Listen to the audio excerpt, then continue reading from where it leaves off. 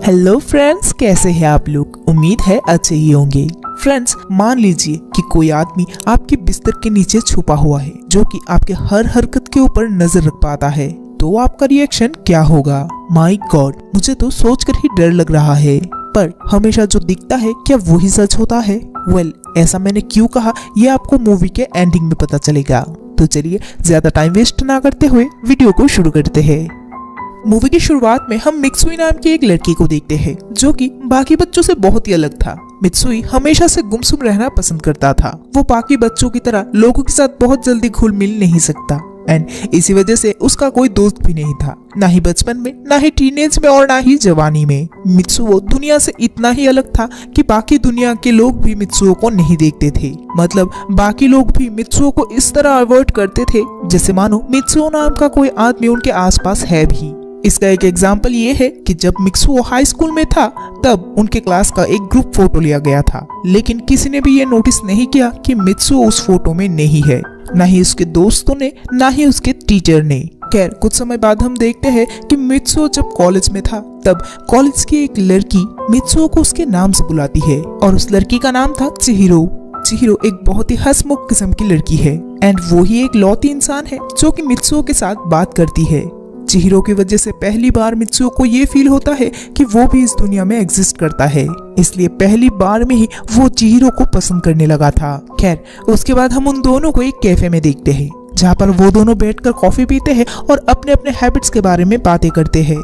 Mitsuo यहाँ पर चिहिरो को बताता है कि मुझे ट्रॉपिकल फिश कलेक्ट करना पसंद है, वही चिहिरो भी कहती है कि मुझे भी ट्रॉपिकल फिशेस कलेक्ट करना बहुत पसंद है। ये बात सुनकर मित्सुओ कहता है कि अगर तुम चाहो तो मैं तुम्हारे लिए एक एक्वेरियम का इंतजाम कर सकता हूँ। चिहिरो भी ये बात सुनकर काफी खुश हो जाती है एंड अगले दिन मित्सुओ फिर चिहिरो के लिए एक्वेरियम लेकर उसके घर पहुँचता है। लेकिन उसके अगले सीन में हमें दिखाया जाता है कि 11 साल बीत चुके हैं एंड चिहिरो और मित्सुओ 11 साल से एक दूसरे से नहीं मिले हैं। एक्चुअली हुआ ये था कि मित्सुओ चिहिरो के आसपास रहना पसंद करता था, इसलिए वो उसके साथ ज्यादा टाइम स्पेंड करने लगा था। एंड इस बारे में जब चिहिरो के बॉयफ्रेंड को पता चलता है तब वो चिहिरो को बहुत मारता है एंड इवन एक दिन जब मित्सुओ चिहिरो से मिलने के लिए आता है तभी चिहिरो का बॉयफ्रेंड उसे भी मारता है, लेकिन उस समय मित्सुओ उसे इलेक्ट्रिक शॉक देकर बेहोश कर देता है एंड उस दिन के बाद से चिहिरो और मित्सुओ एक दूसरे से फिर कभी नहीं मिले।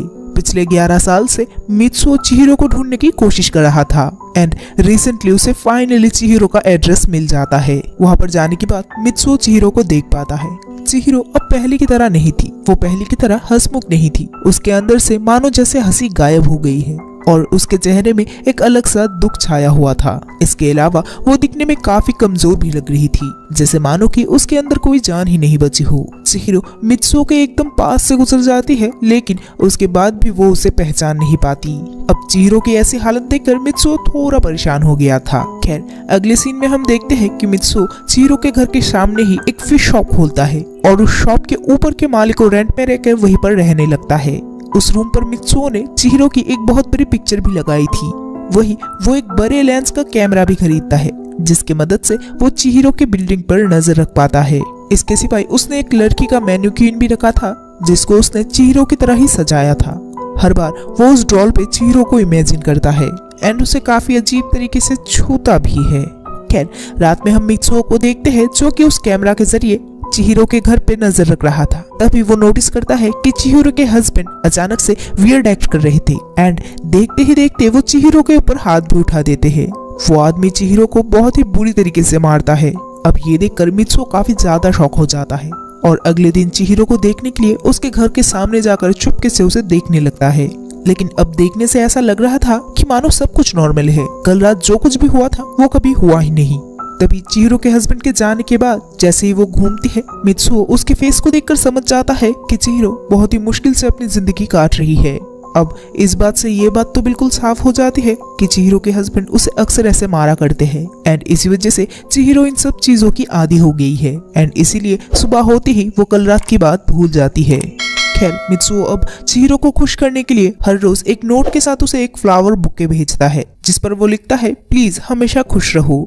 लेकिन चिहिरो डेली उस बुके को फेंक देती है वो इतना तक जानने की कोशिश नहीं करती कि वो बुके रोज रोज कौन भेजता है। मतलब आप लोग समझ सकते हैं कि वो कितनी ज्यादा डरी हुई रहती है कि वो अपने आसपास के खुशियों को भी एक्सेप्ट नहीं कर पाती। उल्टा इस बात से वो हमेशा डरी डरी रहती है कि अगर किसी दिन उसके पति ने ये बुके देख लिए तो वो फिर से उसके ऊपर ऐसा ही टॉर्चर करेगा। खैर, एक दिन हम चिहिरो को मित्सुओ के शॉप में देखते हैं। चिहिरो को देखकर मित्सुओ काफी खुश होता है। उसे अपने आंखों के सामने देखकर वो अपनी खुशी को बयां नहीं कर पा रहा था। चिहिरो यहाँ पर कुछ फिशेस को देखकर अट्रैक्ट होती है, लेकिन वो उसे खरीद नहीं पाती क्योंकि वो काफी महंगी थी। ये बात जानने के बाद मित्सुओ चिहिरो को अपना पहला कस्टमर होने के बहाना देकर उसे वो फिशेस सस्ते में दे देती है। अब ये देखकर चिहिरो काफी ज्यादा खुश हो जाती है। उसके थोड़ी देर बाद ही मित्सुओ एक एक्वेरियम लेकर उसके घर में सेट करने के लिए चला जाता है, जहाँ पर एक्वेरियम सेट करने के बाद चिहिरो जब मित्सुओ के लिए कुछ पीने के लिए लाने जाती है, तभी मित्सुओ बड़े ही चालाकी से चिहिरो के घर के चाबी का एक निशान ले लेता है एंड बाद में उस चाबी का एक डुप्लीकेट भी बना लेता है। वही जाते समय वो घर में एक लाइटर छोड़ देता है जिसमें कि उसने एक माइक फिट कर दिया था ताकि वो बस एक बार के लिए ही सही चिहिरो की आवाज सुन सके। खैर, उसी दिन रात को हम देखते हैं कि फिर से चिहिरो के हस्बैंड उसके ऊपर टॉर्चर करते हैं और उसके दर्द भरी चीखने की आवाज मित्सुओ अपने घर में बैठकर सुन रहा था। मित्सुओ चिहिरो के लिए कुछ करना तो चाहता था, लेकिन उसमें इतनी हिम्मत नहीं थी कि वो डायरेक्टली जाकर चिहिरो की मदद कर सके। इसलिए हर रोज जब चिहिरो घर से बाहर जाती है तभी मित्सुओ उसके घर में चला आता है और उसका एक्वेरियम साफ करता है और साथ ही साथ वो रेगुलरली उस लाइटर में रखे हुए माइक का बैटरी भी चेंज करता है। ऐसा काफी दिन तक चलता रहा, लेकिन एक दिन जब वो फिश टैंक की सफाई करके घर से बाहर निकल रहा था तभी चिहिरो घर आ जाती है। मित्सुओ काफी डर जाता है कि वो पकड़ा जाएगा, लेकिन थैंकफुली उस दिन के लिए वो बाल बाल बचता है। खैर, अगले दिन हम देखते हैं कि चिहिरो मित्सुओ के शॉप में जाता है मछलियों के खाना लेने के लिए। अब मित्सुओ चिहिरो को देखकर काफी खुश होता है और उसे कॉफी ऑफर करता है। चिहिरो भी उसके साथ कॉफी पीती है, थोड़ी देर तक बात करती है और फिर मछलियों का खाना लेकर चली जाती है। वही उसके चले जाने के बाद हम देखते हैं कि मित्सुओ चिहिरो के कप को किस करने लगता है एंड इस बात से हमें पता चलता है कि वो चिहिरो से कितना ज्यादा ऑब्सेस्ड हो चुका है। खैर, कुछ दिन बाद हम देखते हैं कि मित्सुओ का ऑब्सेशन एक लेवल और ज्यादा बढ़ जाता है क्योंकि वो चिहिरो के करीब रहने के लिए एक दिन उसके घर जाता है और उसके बेड के नीचे जाकर छुप जाता है। मित्सुओ पूरा दिन ऐसे ही कटा देता है। वही रात को जब चिहिरो के हस्बैंड घर वापस आते हैं तब वो फिर से चिहिरो के ऊपर टॉर्चर करने लगते हैं और ये सब कुछ बेड के नीचे लेटकर मित्सुओ सुन रहा था। थोड़ी देर बाद हम देखते हैं कि चिहिरो के हस्बैंड को वही चिट मिल जाता है जो कि मित्सुओ हर रोज उस फ्लावर बुके के साथ भेजता था। अब ये देखने के बाद उसके हस्बैंड को लगने लगता है कि चिहिरो शायद किसी और के साथ रिलेशन में है। अब ये देखने के बाद तो वो आदमी पूरा ही पागल हो जाता है और चिहिरो को बहुत मारता है। थप्पड़, लात, घूंसे ये सब तो कम ही था, यहाँ तक कि वो चिहिरो को बालों से खींचते हुए बाथटब पे ले जाता है और पानी में डुबा के मारने की कोशिश भी करता है। खैर, अगले सीन में हम देखते हैं कि उसका हस्बैंड बेड में सो रहा है। आधी रात होने के बाद मित्सुओ जब एश्योर हो जाता है कि सभी सो चुके हैं तभी वो बेड के नीचे से बाहर आता है और बाथरूम में जाकर देखता है कि चिहिरो बेहोश पड़ी हुई है। वो चिहिरो को उठाकर बाहर ले आता है, अपने कपड़ों से उसके शरीर को पोंछता है और फिर उसके ऊपर ब्लैंकेट डाल देता है।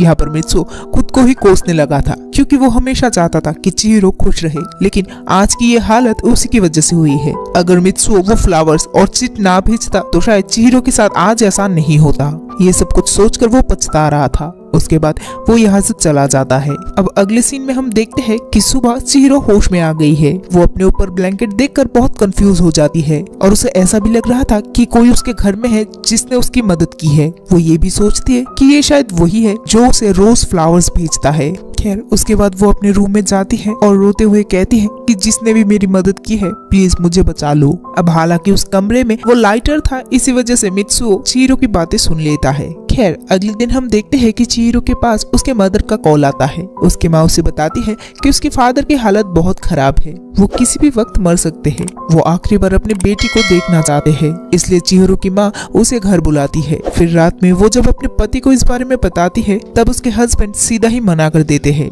वो कहता है कि तुम जाकर क्या करोगी, तुम्हारे जाने से तुम्हारे पिता बच नहीं जाएंगे, इसलिए तुम कहीं भी नहीं जाने वाली। ये बात सुनकर चिहिरो को भी गुस्सा आ जाता है और वो उठकर अपने हस्बैंड को एक चाटा लगा देती है। फिर क्या था, उसके हस्बैंड अपना पूरा आपा खो देते हैं और चिहिरो को फिर से मारने लगता है। वही हम देखते हैं कि मित्सुओ भी उसी रूम में एक टीजर गन लेकर छुपा हुआ है। वो कई बार सोचता है कि वो बाहर जाकर चिहिरो के हस्बैंड को अच्छा सबक सिखाए, लेकिन वो खुद में वो करेज ला ही नहीं पाता और चुपचाप चिहिरो को बस मार खाता हुआ देखता है। अब थोड़ी देर बाद हम मित्सुओ को उसके कमरे में देखते हैं। मित्सुओ बहुत रिग्रेट कर रहा था कि वो चिहिरो की मदद नहीं कर पाया और इसी रिग्रेटनेस और गुस्से के चलते वो खुद ही को इलेक्ट्रिक शॉक दे देता है, जिसकी वजह से वो बेहोश हो जाता है। खैर, अगली सुबह मित्सुओ फिर से चिहिरो के ऊपर नजर रखने लगता है। तभी वो देखता है कि चिहिरो अपने बच्चे को लेकर बाहर निकल के आती है, कार में बैठती है, एक सिगरेट जलाती है और बस गाड़ी स्टार्ट करके यहाँ से निकल जाती है। एक्चुअली चिहिरो अब और सहन नहीं कर पा रही थी, इसलिए वो बस यहाँ से भाग जाती है। वही मित्सुओ उसे रोकने की बहुत कोशिश करता है, लेकिन वो चिहिरो को रोक नहीं पाता।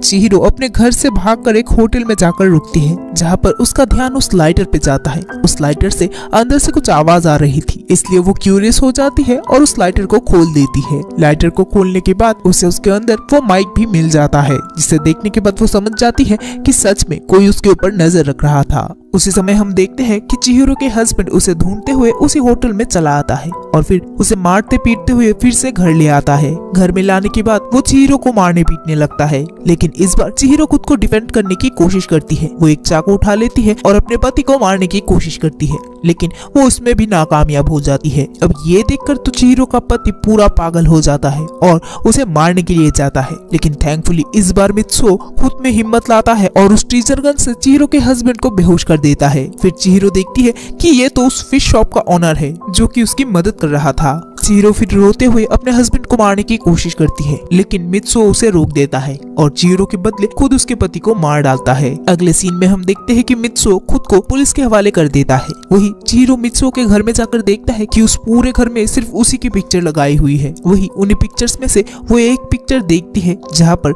वो और मित्सुओ एक साथ है। तब जाकर उसे याद आता है कि मित्सुओ उसके साथ कॉलेज में पढ़ता था। उसके बाद वो जल्दी से मित्सुओ को मिलने के लिए पुलिस स्टेशन आती है, जहाँ पर वो दोनों आखिरी बार मिलते हैं। एंड यही दिखाते हुए आज की मूवी यहीं पर खत्म हो जाती है। कैसी लगी आप लोगों को आज की हमारी ये कहानी? उम्मीद है अच्छी लगी होगी। फ्रेंड्स, इंट्रो में मैंने बोला था कि जो जैसा दिखता है वो वैसा होता नहीं।